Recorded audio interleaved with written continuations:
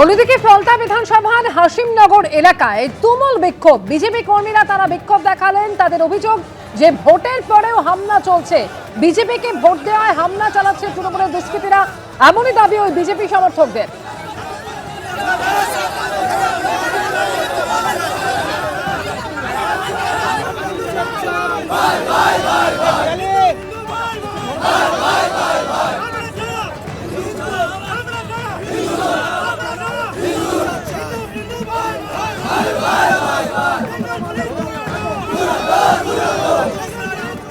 গতকালের পর আজও হামলার অভিযোগে বিক্ষোভ দেখাচ্ছেন বিজেপির কর্মী সমর্থকেরা। ঠিক কি অভিযোগ তাদের, সরাসরি জানবো। পার্থপ্রতিম ঘোষ রয়েছেন আমাদের সঙ্গে। পার্থ,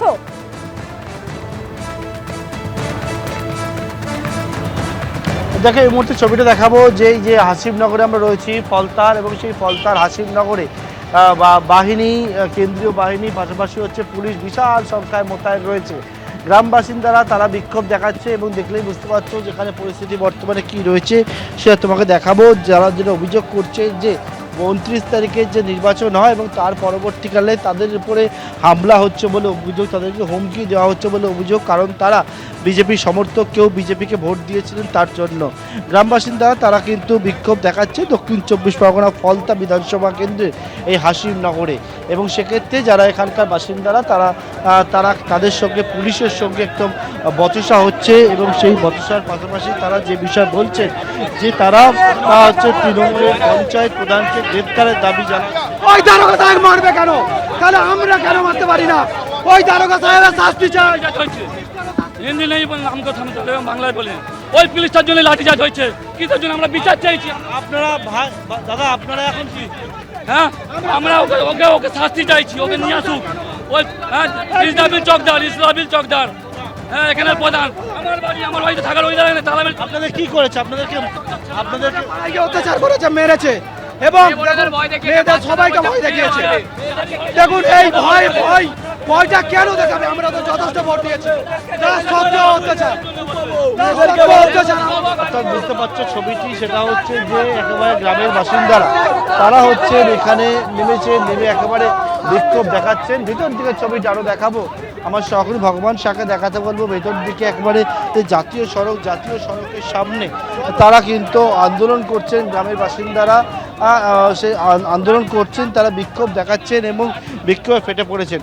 তারা যে বিষয়ে বলছেন যে তাদের বেঙ্গল পুলিশ চাই, ওই সেন্ট্রাল পুলিশ চাই। বেঙ্গল পুলিশ কিছু করছে না, সেন্ট্রাল পুলিশ আনতে হবে। সেন্ট্রাল পুলিশ না ধরছে না, দুষ্কৃতীদের ছেড়ে দিচ্ছে, একদম ধরছে না, ছেড়ে দিতে। আমরা সকাল থেকে আমরা এখানে রয়েছি, ওকে গ্রেফতার করতেই হবে। ওকে গ্রেফতার করা হবে, ততক্ষণ আমরা যাব না একদম। ও সেন্ট্রাল পুলিশ দাবি, এবং সেই গ্রেফতারের দাবিতে একেবারে সকলেই হাসিমনগরের, হ্যাঁ হাসিমনগরের বাসিন্দার, আমরা সব হাসিমনগরের হাসিমনগরের বাসিন্দা।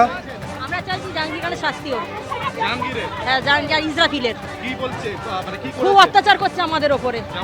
বাড়িতে এসে হুমকি দিচ্ছে, মেয়েদেরকে বলছে রেপ করবে, তার যত মুসলিম ছেলেদেরকে মারধর করছে, আমাদের হাজবেন্ডকে এসে থ্রেট দিয়ে যাচ্ছে, মারধরের হুমকি দিচ্ছে, ভোট দিতে দিচ্ছে না আমাদেরকে, বাচ্চাদের ভোট দিয়ে আমার হাজবেন্ডকে ভোট দিতে দিচ্ছে না। ভোট দিতে গেছে, বলছে দেখে শুনে ভোটটা দিবি, না হলে কিছু মেরে করে দিলে কিছু করতে পারবো না আমরা, এরকম বলছে। বিজেপি করার দল, হ্যাঁ হ্যাঁ, কিন্তু আমরা টিএমসি কে ওদেরই ভয়ে এতে ওদেরই ভোট দেওয়া হচ্ছে, কিন্তু উল্টা আবার ওরাই শাসাচ্ছে আমাদেরকে। আরো কথা বলে নেবো। ভোট দিতে পেরেছি, তিনটার পর ভোট দিতে পারেনি, তিনটার আগে সব ভোট দেওয়া হয়েছে। রাস্তায় নেমে, হ্যাঁ, কারণ আমরা এখনো বিচার পাইনি, আমাদের কোনো সেফটি দেওয়া হচ্ছে না। যাকে গ্রেফতার করার কথা ছিল তাকে এখনো গ্রেফতার করা হয়নি। ভোট দিয়েছে? হ্যাঁ, আমি ভোট দিয়েছি। অ্যাকচুয়ালি আমি এই এলাকার না, আমি এখানে মামার বাড়ি এসেছি। তাই কালকেও বেরিয়েছিলেন, আজকেও কি হুমকি হ্যাঁ, হুমকি দিয়ে গেছে বলে তো আমরা এতটা খেপে উঠেছি, নাহলে তো এত খেপতে। কি বলেছে আপনাদের? পুলিশ বলেছে আমরা 24 ঘন্টার মধ্যে এনে দেবো। 24 ঘন্টা হয়ে গেছে, এখনো আসেনি।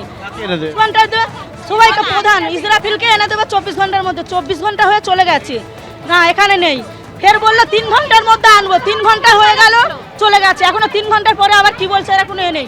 আবার পুলিশরা এসে আমাদের মেরেছে, আমরা বিচার পাচ্ছি না এর থেকে। পুলিশরা এসে মারধর করছে, মাথা মেরে মাথা ফাটিয়ে দিচ্ছে, মেয়েদের মাথা ফাটাচ্ছে, এরম হবে কেন?